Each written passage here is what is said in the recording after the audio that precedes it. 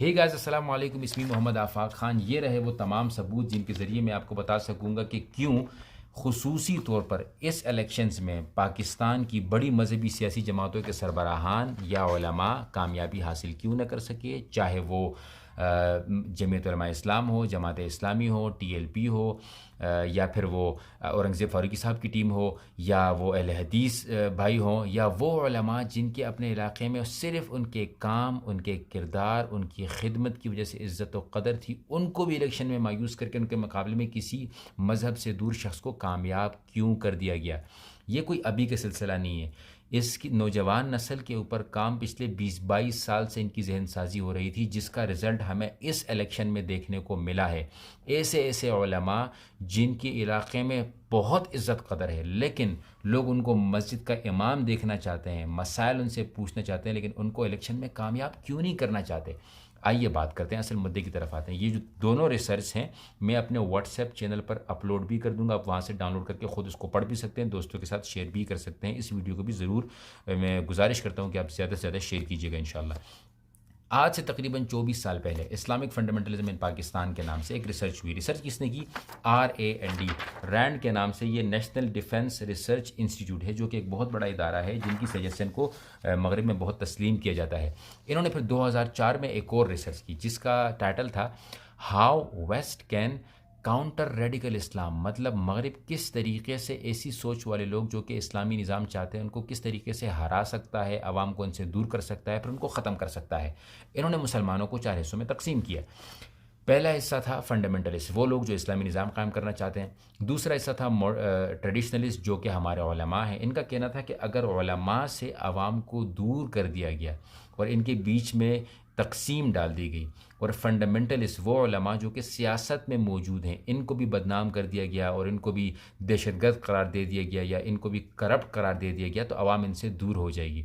उसके बाद आएंगे मॉडर्निस्ट, वो मॉडर्न जो कि जिसमें बाकायदा इन्होंने ख़ुद कहा है कि ये अमेरिका की पॉलिसीज़ में इनकी मदद अच्छी तरीके से कर सकेंगे। तो इन्होंने कहा कि हमें न मॉडर्निस्ट से कोई मसला है, हमें न बाकियों से कोई मसला है, हमें मसला है इन ट्रेडिशनलिस्ट उलमा से और उनसे जो कि फिर सियासी उलमा है, इन लोगों से भी मसला है, क्योंकि ये अमेरिका की या फिर जो कुफ़ार की पॉलिसीज़ हैं इसको पाकिस्तान में तस्लीम नहीं करना चाहेंगे, जिसकी वजह से हमारी नौजवान नस्ल पर काम किया गया, जहन साजी की गई, फ़िल्मों के ज़रिए, सोशल मीडिया के ज़रिए, तकारीर के ज़रिए बाकायदा प्रोपेगेंडा किया गया और उलमा को इतना बदनाम कर दिया गया और उलमा कि ये नाम इतना बदनाम कर दिया गया कि एक आलिम दीन जिसके ऊपर ना कोई करप्शन साबित हो, मैं ये कोई सियासी वीडियो नहीं बना रहा, मुकम्मल गैर सियासी होकर सोचिएगा, एक आम आलिम दीन को देखकर सोचिएगा कि क्यों एक आलिम नमाज़ पढ़ा सकता है, जनाजे पढ़ा सकता है, आपके मसाइल बता सकता है, दीन पढ़ा हुआ है, दीन ने बताया कि प्रोपेगेंडा नहीं करना चाहिए, दीन ने बताया कि झूठ नहीं बोलना चाहिए, हम उसको इलेक्शन में कामयाब क्यों नहीं देखना चाहते? उसकी वजह यह है कि जहन साजी ऐसी कर दी गई कि इनको बदनाम कर दे कि एक आम मेरे जैसे दिखने वाले शख्स को बहुत ज़्यादा जो है वो एक हीरो बनाकर लोगों के सामने पेश किया गया, जिसकी वजह से आवाम, हमारी जो नौजवान नस्ल इतनी अंधी हो गई मोहब्बत में, ब्रेन वॉशिंग में, जहन साजी में, कि इनके सामने आप कोई भी सबूत ला के रखो, इनके सामने आप कोई भी दलील ला के रखो, इनके सामने आप कुछ भी बयान करो, ये आगे से गालियाँ देंगे, ढोल की थाप पर रक्स करेंगे, मस्जिद के सामने जाकर रक्स करेंगे, उलमा को गालियाँ देंगे, दीन का मजाक उड़ाएंगे। ये सिर्फ़ और सिर्फ जहन साजी है, इसके अलावा कुछ नहीं है। जिसकी सबसे बड़ी मिसाल आप देख सकते हैं कि अफ़गानिस्तान में 3 साल से उलमा की, 4 साल से उलमा की हुकूमत है, 40 साल जंगें रहीं, इसके बावजूद यहाँ पर डॉलर पाकिस्तान से ज़्यादा सस्ता है, यहाँ पर महंगाई पाकिस्तान से कम है, यहाँ इनकी करेंसी पाकिस्तान से महंगी हो चुकी है। क्यों? कि जब उलमा दीन को सीखते हुए अपना निज़ाम लाते हैं, दीनी निज़ाम लाते हैं, तो फिर उससे बेहतरीन निज़ाम कोई भी नहीं हो सकता। ये मैं और आपको हमें खूब तरीके से पता होना चाहिए, लेकिन चूँकि हमारे ऊपर ब्रेन वॉशिंग की गई, जहन साजी की गई, जिसकी वजह से हमारे नौजवान नस्ल इससे दूर हो गई। अब आते हैं एक और पॉइंट की जानिब कि इसको काउंटर कैसे करना है। ये ऐसा नहीं होगा कि अगले इलेक्शन तक तमाम के तमाम लोग ठीक हो जाएंगे, जितने जलसे करने कर लो, जितनी दलीलें देनी है। इसी सोशल मीडिया के ज़रिए मेरी और आपकी ये ज़िम्मेदारी बनती है कि हम इसी नौजवान नस्ल की जहन साजी दोबारा से करें। याद रहे कि वो लोग जो ये कह रहे हैं कि वो उलमा ने सोशल मीडिया पर ज़्यादा काम नहीं किया, कैंपेन ज़्यादा नहीं की, इस वजह से हार गए, नहीं नहीं नहीं नहीं, उलमा ये कैंपेन कर ही नहीं सकते। ये सोशल मीडिया जिस तरीके से बाकी पार्टीज इस्तेमाल करती है, उलमा इस्तेमाल कर ही नहीं सकते, क्योंकि प्रोपेगेंडा करना पड़ता है, प्रोपेगेंडा में झूठ बोलना पड़ता है, तस्वीरें एडिट करनी पड़ती हैं, लोगों को बदनाम करना पड़ता है, लोगों की वीडियोज़ लीक करनी पड़ती हैं, तब जाके आपका प्रोपेगेंडा कामयाब होता है। झूठ बोलना पड़ता है, इतना झूठ बोलना पड़ता है कि वो सच लगने लग जाए। उलमा इलेक्शन जीतने के लिए, सीट जीतने के लिए इस तरह की हरकतें कभी न करेंगे, न उनको उनके तलबा करने देंगे और न वो अपने तलबा को करने देंगे। मतलब ये दीन अल्हम्दुलिल्लाह इतना हिफ्ज़ कर लिया होता है कि उनको बार बार उनका ज़मीर मलामत करता है कि अगर मैं झूठ बोलूँगा तो क्या होगा। मैं तमाम उलमा की कुछ उलमा जो होंगे वो गलत होंगे शायद, लेकिन मैं मजमूई तौर पर ये बात कर रहा हूँ। तो हमें बग़ैर प्रोपेगेंडे के, बग़ैर झूठ बोले, बग़ैर तस्वीर को एडिट किए इन नौजवानों को वेलकम करना है। नौजवानों के साथ बैठें, उनके साथ बात करें। अगर वो गाली दे तो गाली सुन के उनको बोले कोई बात नहीं, वैसा ख़ातमुल जाहिलून क़ालू सलामा, सलाम करके निकल जाएं। लेकिन अपनी कोशिश जारी रखें, कोशिश जारी रखें, कोशिश जारी रखें, क्योंकि जो आलिम इलेक्शन में हारा है वो ये कभी नहीं कहे कि आज के बाद मैं नमाज़ नहीं पढ़ाऊँगा।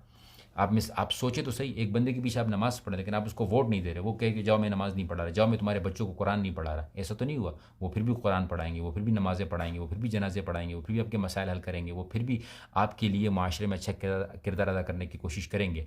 तो हमें भी ये करना है कि हमें भी नौजवानों को अपनी तरफ आहिस्ता आहिस्ता से लेकर आना है। इस तरह की रिसर्चेस को शेयर करें, यूनिवर्सिटीज़ में कॉन्फ्रेंसेस करें और मदारिस में कॉन्फ्रेंसेस करें। मदारिस में यूनिवर्सिटीज़ के बच्चों को बुलाएं, उनको बताएं कि हम सिखाते क्या हैं, हम बताते क्या हैं, हमारा किरदार क्या है, अपनी तारीख़ उनको दिखाएं, अपनी कुर्बानियाँ उनको बताएं।